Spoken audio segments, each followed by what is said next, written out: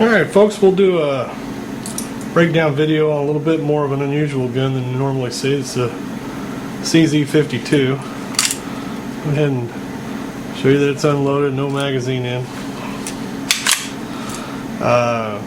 Breakdown on this is, for field stripping, is relatively simple. I think Glock probably kind of stole this idea. You got two breakdown levers on either side, just kind of pop it down, push it off, barrel come, or sliding barrel come out easy enough. This uses a rolling block design, the two rollers in it. This is a tool that's normally supplied with the pistols if you get them, sometimes with this, and they usually come with an extra magazine and a holster, sometimes not.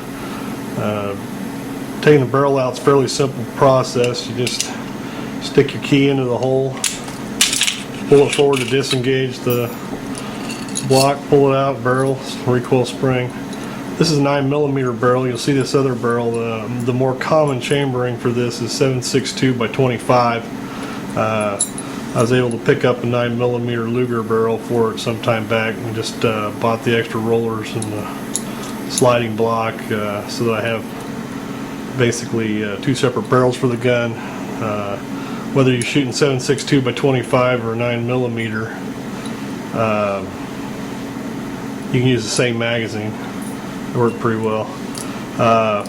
One of the most common things you'll hear about these is these firing pins. The caution is to not dry fire this gun because these original equipment firing pins are cast iron, and you break them off by firing it. This one has a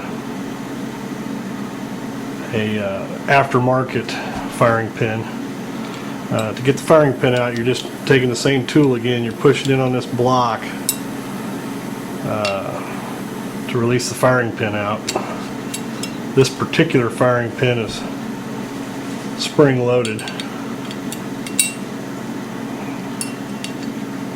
and that's one of the modifications with this aftermarket firing pin. You can see the difference in the aftermarket one versus the factory firing pin. The spring just goes on the end of it to return it out. Put it back in, push this pin down, and the firing pin just slides in and it will lock in place. And interestingly enough, for a gun that's made in 1952-53 era, got a firing pin stop in it. The stop holds the firing pin in the pistol, but it also just works like a modern firing pin stop that you'll see. Go ahead and put this back together, and this is the one tricky part about the whole assembly and disassembly, is getting your blocks to line back up as you go in with it. We're going to feed it in.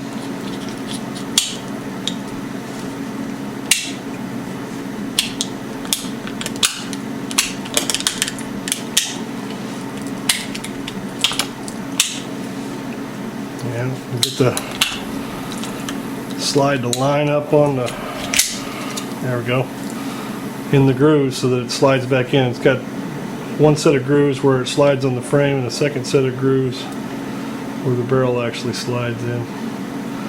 Other than that, reassembly is fairly simple. Squeeze it back on, push it off, it's locked back in place, it's ready to fire. And one thing, also another caution with the CZ-52s, generally one of the things you'll hear about it, this, of course it's got a thumb safety, that's the firing position, safe position, and it also has a decocker. And the caution to that is don't use the decocker with a loaded pistol, because these have a a serious reputation for being able to hit that firing pin when you use the decocker and causing an accidental discharge. Other than that,